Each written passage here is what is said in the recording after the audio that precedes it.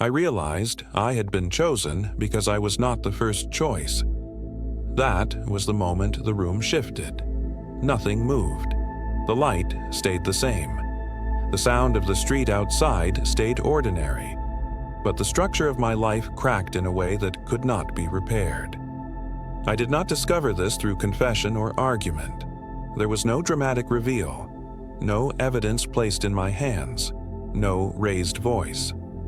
It arrived quietly, as a completed thought, as something that had always been true and had finally decided to surface. I was the option that remained, the alternative that did not interfere, the answer given when the preferred one was unavailable. And the worst part was not that someone else existed. It was that I already knew. Some part of me had known for a long time and had cooperated. I want to be clear. This is not a story about betrayal. It is not about deception. It is not about cruelty. It is about permission. Mine. I allowed myself to become the second choice long before anyone else did. At the beginning, it looked like normal life. That is important. There was nothing visibly wrong. No dramatic imbalance. No obvious harm. We met the way people often meet. Through proximity. Through routine. Through a shared space that made familiarity feel like destiny. He was calm, considerate, not intense, not careless, the kind of person who could fit into a life without disrupting it. I remember noticing how easy he was to be around, how nothing about him demanded adjustment. I could remain myself, or so I thought. When he spoke, he listened. When he arrived, he did not announce himself. When he left, it felt reasonable. There was comfort in that.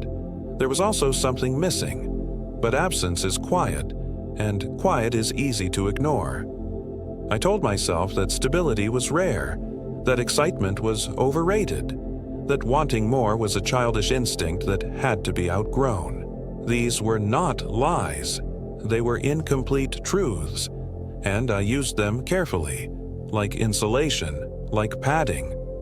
The first warning sign was not an action, it was a delay. Messages answered with consistency but not urgency. Plans confirmed but rarely initiated. Affection offered but never pursued. If I leaned forward, he stayed.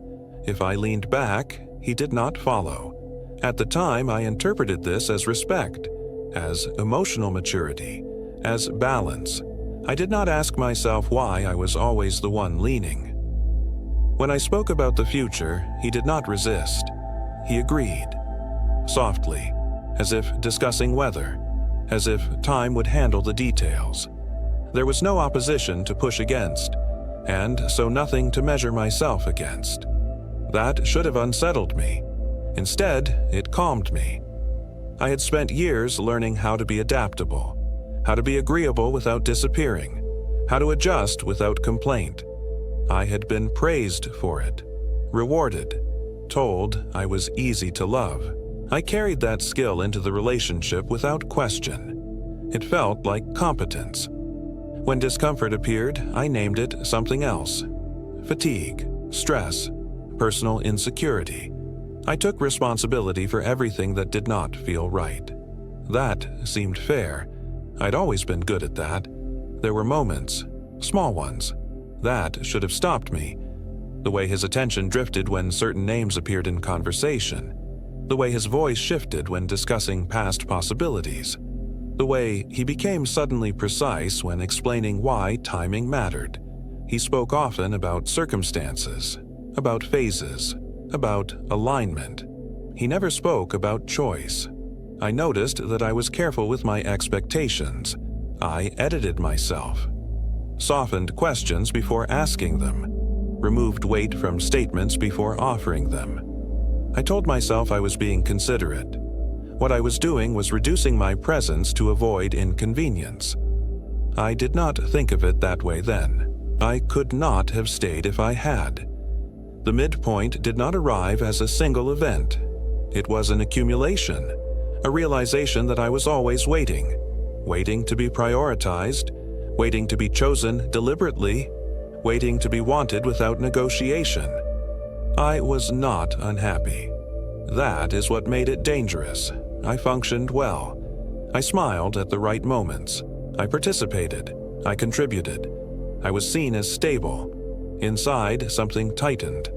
I noticed how I monitored his reactions, how I adjusted tone, how I delayed needs, how I prepared myself to accept less before it was offered. This was not fear. It was anticipation. I had learned how to preempt disappointment by lowering the stakes. It felt efficient. The break happened quietly, in my own head, on a day that looked identical to others. He was late, not dramatically, not apologetically, just late enough to signal priority elsewhere. I watched myself respond. I smiled. I said it was fine. I meant it. And then I understood. Not emotionally, logically, I understood that if something else had been available, he would have chosen it. Not out of malice, out of alignment. I was not the wrong choice. I was the available one. The realization did not hurt immediately. It settled, like a diagnosis. I reviewed the past with new clarity, not anger, recognition. Every moment of ambiguity had been an answer. Every absence of resistance had been a boundary. Every silence had been a statement. I had not been misled. I had participated. Why? That is the only question that matters. I stayed because being second felt safer than being rejected outright. Because partial presence felt better than none. Because certainty of less felt preferable to the risk of nothing. I stayed because I had learned to value harmony over truth. Because I mistook endurance for strength. Because I believed that wanting more was a flaw that needed correction. I stayed because I could explain everything. And explanations felt like control. I did not want to confront the possibility that I might deserve to be chosen without competition, without comparison, without contingency. That kind of belief requires confrontation, with yourself, with patterns, with history. I was not ready, so I adjusted, I adapted. I became smaller in precise ways, not visibly, internally. I removed pressure, removed urgency, removed need. I told myself I was being mature. The pain did not arrive as suffering. It arrived as numbness, a flattening, a quiet erosion. I stopped anticipating moments. I stopped imagining futures with detail. I stopped feeling disappointed because I stopped expecting. This is the cost. Not heartbreak, not devastation, absence of investment. Eventually, the relationship ended. Not dramatically, not painfully. It simply concluded. There was no villain, no confrontation, no resolution. We both moved on, or appeared to. People asked how I was. I said I was fine, and I was. What I did not say was that something in me had learned a dangerous lesson. That being chosen second was acceptable. That being optional was survivable. That minimizing myself preserved connection. It took time to unlearn that. Even now, I am careful. I watch myself. I notice when I begin to negotiate internally, when I begin to preemptively concede.